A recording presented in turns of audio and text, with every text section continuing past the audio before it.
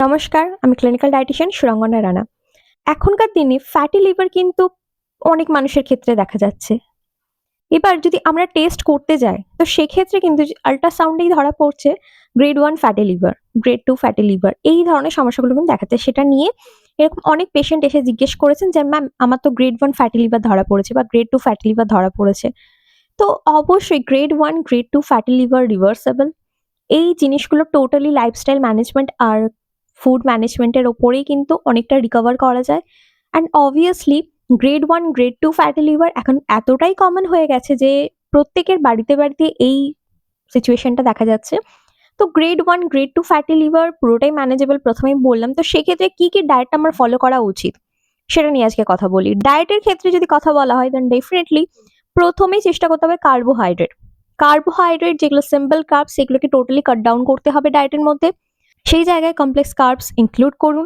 Simple carb থেকে carbohydrate change করে complex কার্বে আমরা চেঞ্জ করতে বলছি কিছু জিনিস, তখন কিন্তু অনেকের ক্ষেত্রে সমস্যা দেখা যাচ্ছে।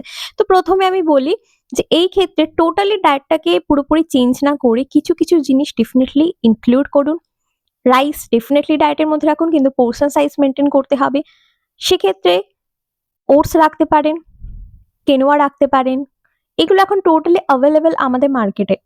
তো ডেফিনেটলি আপনারা কমপ্লেক্স কার্বে একটু হলেও ইনক্লুড করার চেষ্টা করুন আপনার ডায়েটের মধ্যে। আর অবভিয়াসলি সবথেকে মেইন পোর্শন হচ্ছে পোর্শন সাইজ।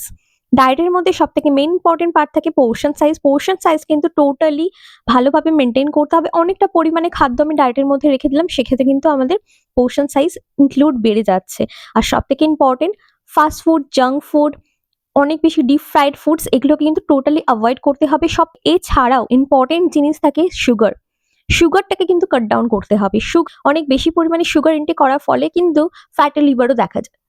তো এইগুলো ম্যানেজেবল করলে ডেফিনেটলি গ্রেড 1, গ্রেড 2 কেন, ডেফিনেটলি আপনাদের গ্রেড 3 ফ্যাটি লিভারও কিন্তু রিভার্সেবল হতে পারে।